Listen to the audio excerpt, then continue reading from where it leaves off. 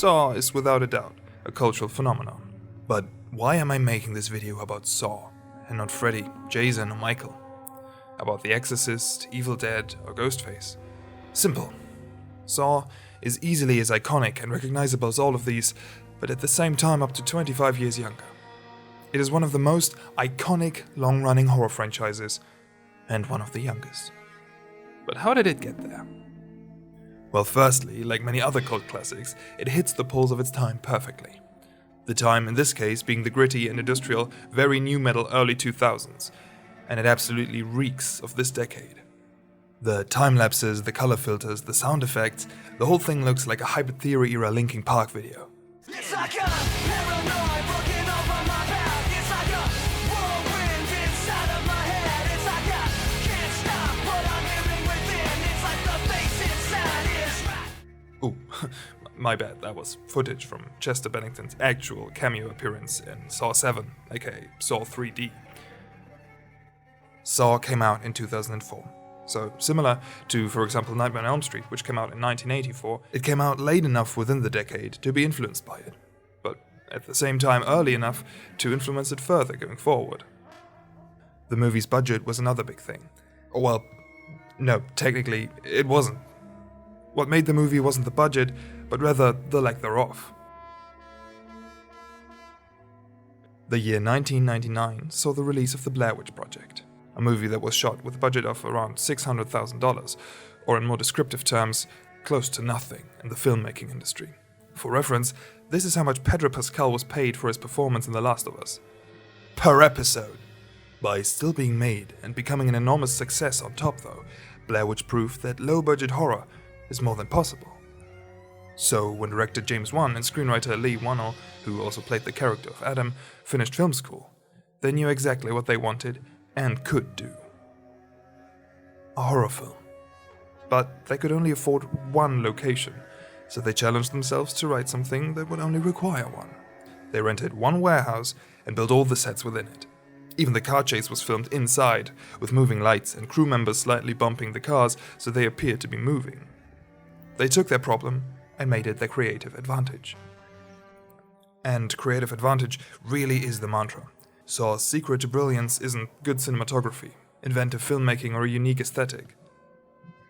Well, yes, it is all of those three, but what makes it stick out is just some classic, all-reliable, good writing.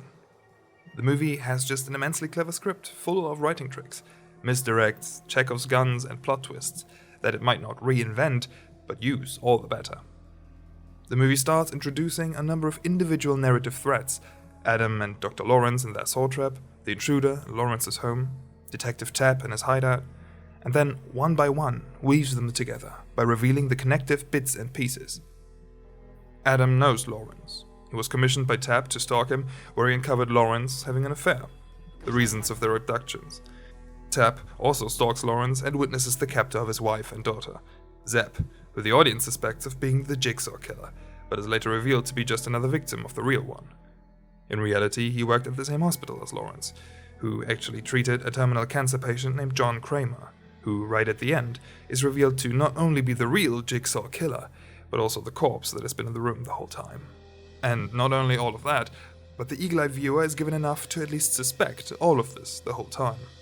Kramer is introduced as a patient in the same scene as Zepp, who calls him an interesting man. The X marks the spot area is highlighted from the beginning, and when given a cigarette, Adam says, "Give me that sweet cancer," a reference to Kramer's motivation. These things are what makes Saw great, but they're not what makes Saw Saw. That is the final aspect of this video. The first thing is gimmicks, a signature strength from director James Wan. Every horror film he directs, or at least produces, has them. There are the story-relevant ones: the spirit from Lights Out can only move in darkness, the ghost in Dead Silence can only kill you when you scream, and there are the fun ones, where they are part of the cinematography and create suspense within a scene. The clapping, especially paired with the match and The Conjuring, and the one I was getting to, the camera flash in Saw. And finally, the number one thing to get right when leaving a permanent mark on pop culture: brand recognizability. Everyone knows what Freddy Krueger looks like. Everyone knows what song plays when Janet Leigh gets stabbed in the shower, and everyone knows what the hell little Cole Sear can see. I see dead people.